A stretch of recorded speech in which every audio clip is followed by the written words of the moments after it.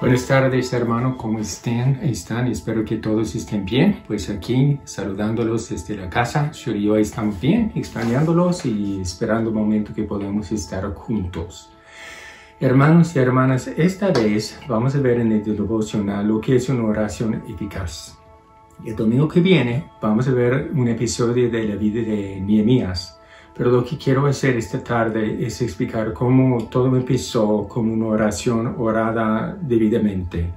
La oración realmente es sumamente importante. Sin oración nada pasa en el reino de Dios. Ahora, la historia de Nehemías es una historia muy interesante y un poco larga. Solo vamos a ver una partecita. Nehemías era un judío que había nacido en el cautiverio.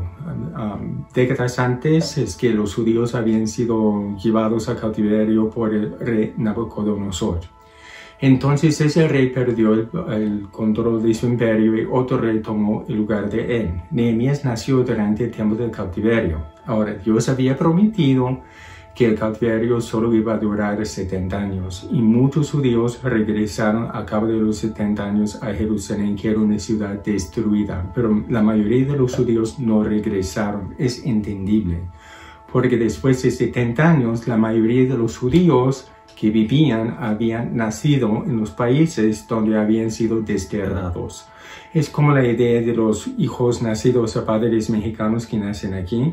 Sí son mexicanos de ascendencia, pero su cultura es la cultura norteamericana. Así que muchos judíos no regresaron a Jerusalén. Tampoco regresó Nehemías. Nehemías era un hombre joven, tenía un trabajo excelente en el palacio real, pero de todos modos su corazón era un corazón dispuesto para Dios. Ahora, ¿qué está pasando? Dios permitió que los judíos regresaran a Jerusalén a cabo de los 70 años. Lo primero que hacen es que construyen otra vez el templo. Pero la ciudad está totalmente destruida. No hay muralla, no hay puertas, no hay nada. Nada más el templo y algunos escombros por allí.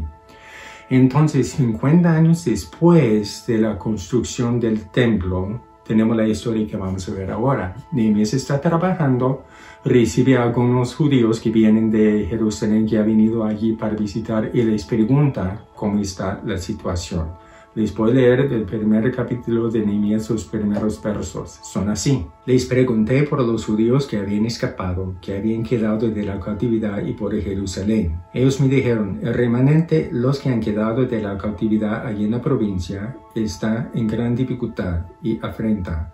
La muralla de Jerusalén está llena de brechas y sus puertas quemadas a fuego. Ahora, los judíos habían regresado algunos. Habían levantado el templo, pero la ciudad estaba totalmente desprotegida y no tenían nada de autoridad para mandar, para hacer nada. Estaban pues allí expuestos a los enemigos. Ahora, este episodio de la restauración de Jerusalén tiene mucho que ver con la restauración de la iglesia de Jesucristo después de un tiempo de apostasía.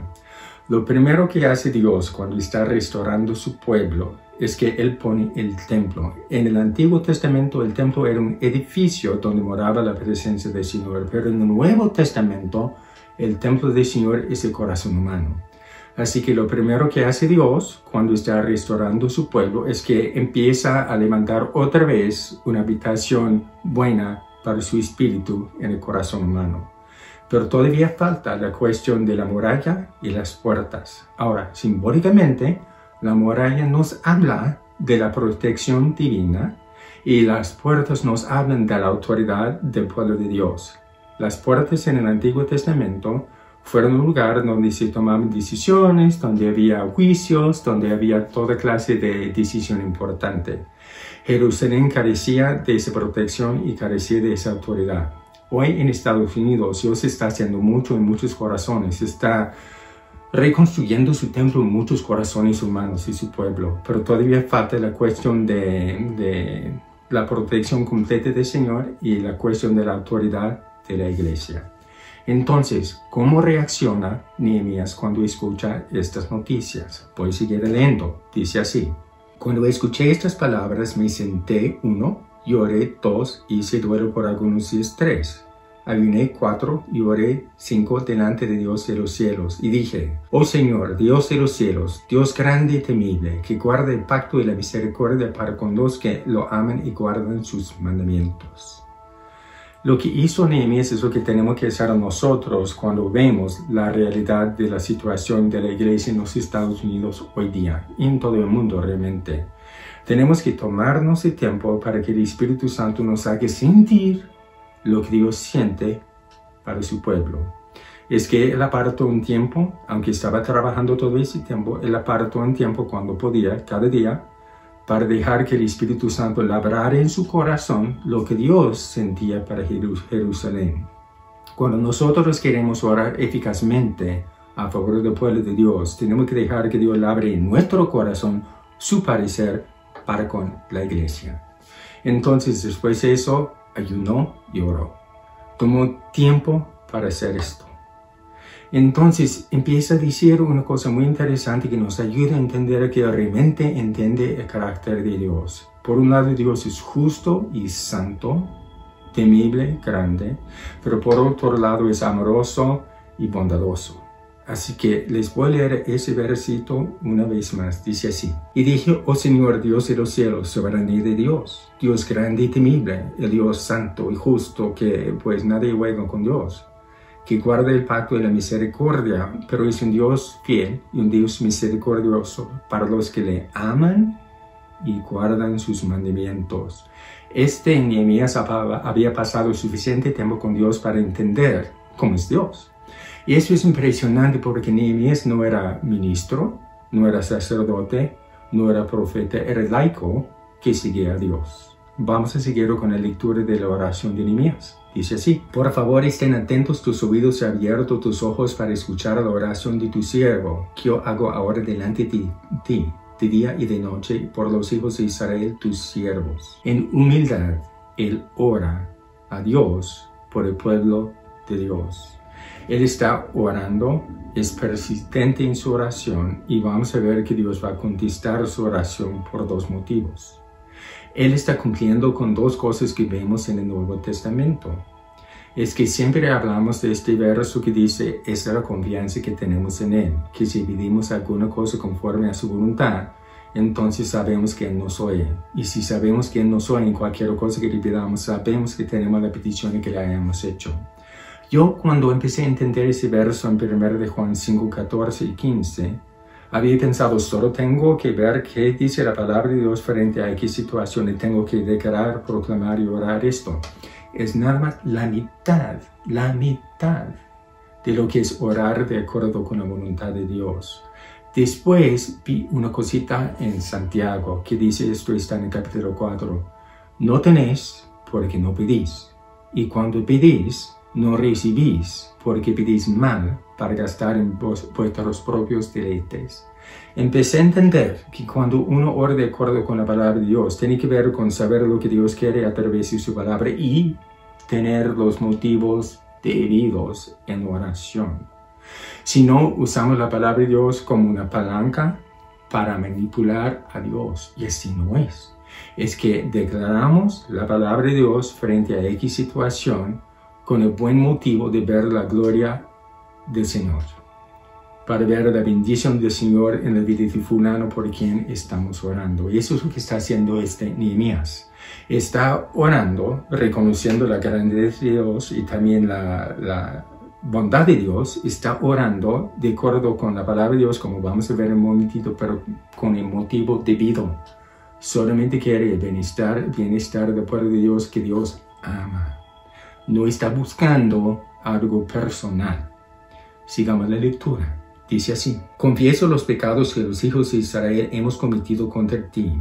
Si yo y la casa de mi padre hemos pecado, y te hemos ofendido gravemente y no hemos guardado los mandamientos, las leyes y los secretos que mandaste a tu siervo Moisés. Curiosamente, Dios había mandado a los judíos al cautiverio como 120 años antes de esta época que estamos leyendo ahora, porque ellos habían pecado gravemente, había mucha idolatría, un sinfín de cosas, y para colmo es que estaban adorando a otros dioses. Entonces Dios los mandó a cautiverio para purificarles de lo que es la idolatría. Lo logró. Pero aquí Nehemías, que nació décadas después, dice que nosotros hemos pecado. Él ni vivía cuando ellos habían pecado, acarreando el juicio divino. Él está haciendo exactamente lo que tenemos que hacer nosotros cuando oramos por las personas, cuando oramos por la iglesia, cuando oramos por el país. Hay una parte en 2 Corintios capítulo 5, a final del capítulo, que dice: al que no conoció pecado, Dios lo hizo pecado por nosotros, para que nosotros fuésemos hechos la justicia de Dios en él.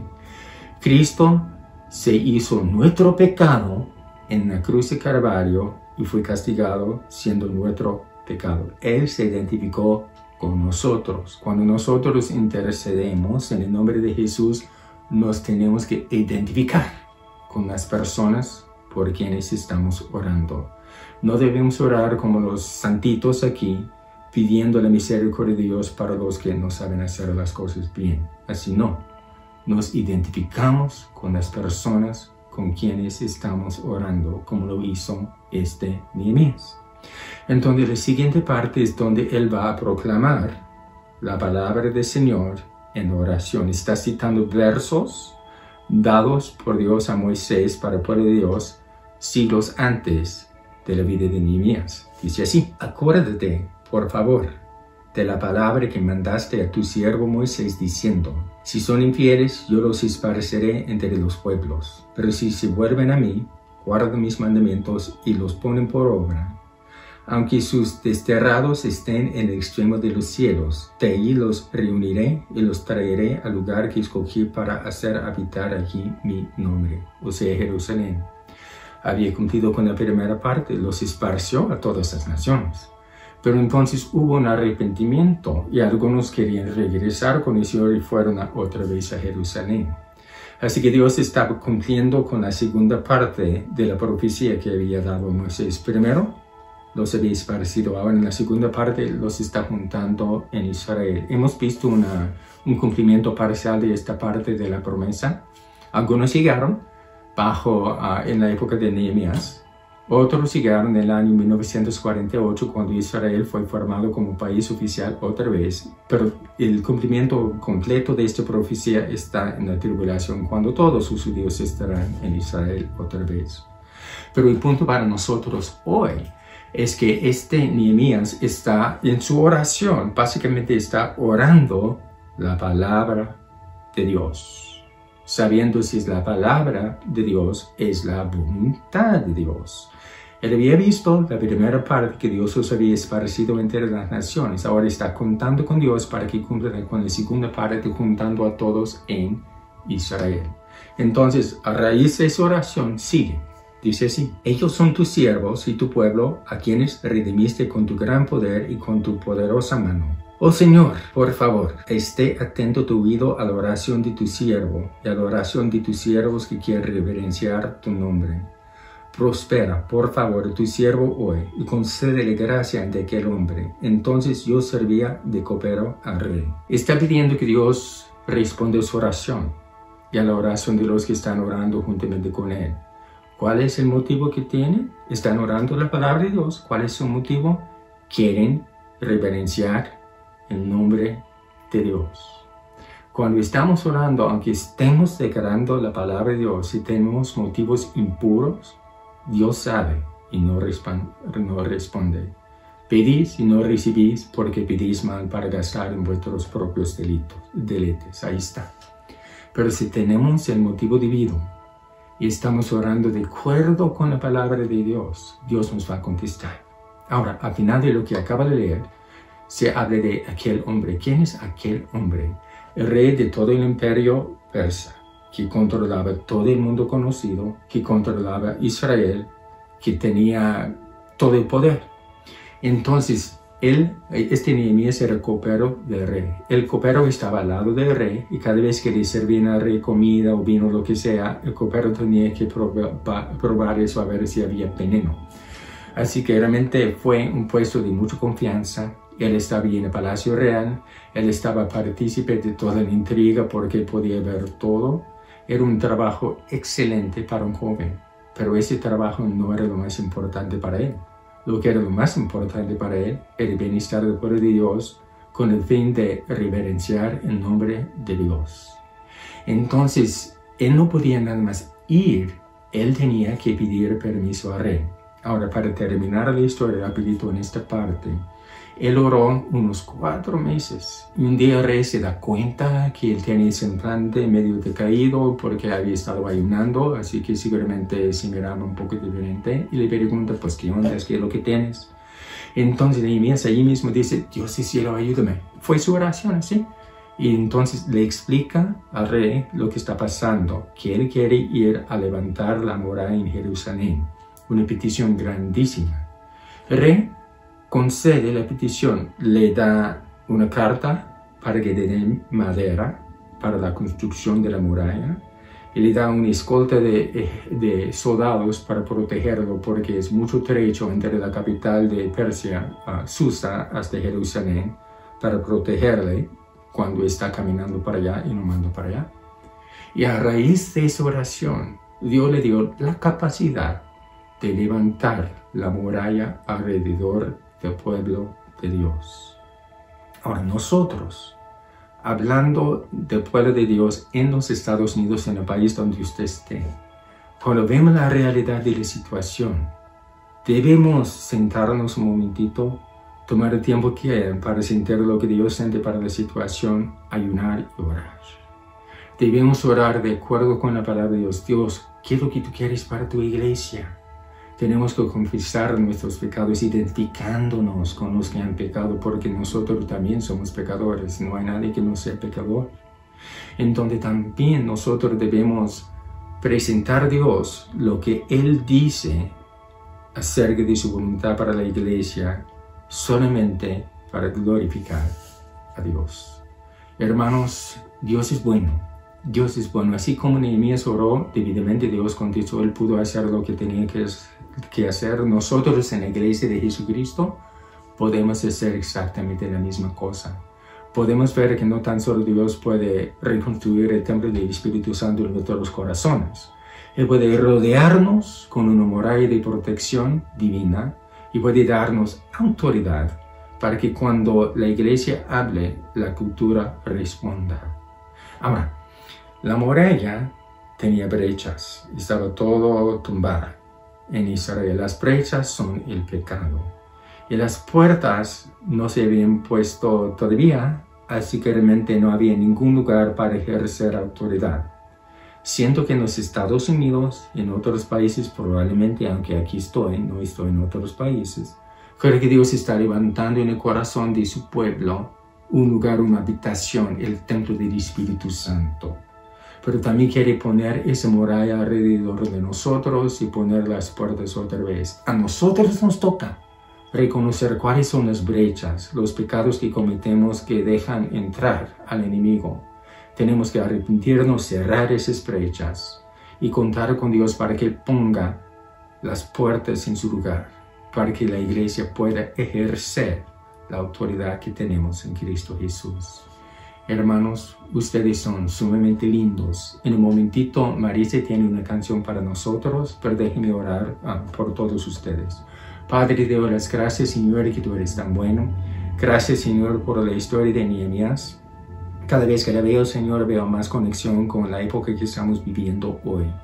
Ayúdanos, Señor. Espíritu Santo, te pido que tome la palabra de Dios y que la hagas real en nuestras vidas y que nos des la capacidad de aplicarla a lo que estamos viviendo en esta época. Y te lo pido en el nombre del Señor Jesús, para glorificarte y para alabarte. En el nombre de Jesús. Amén.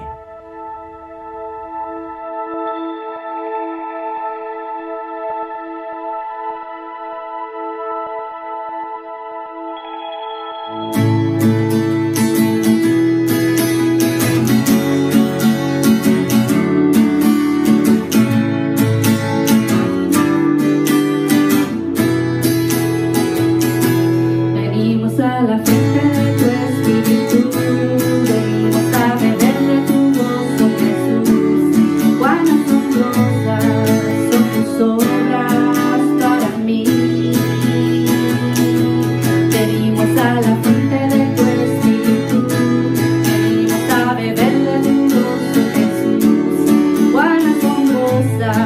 son tus obras para mí. Gloria a lo alto, gloria que reina, gloria que vive y al que ha de venir.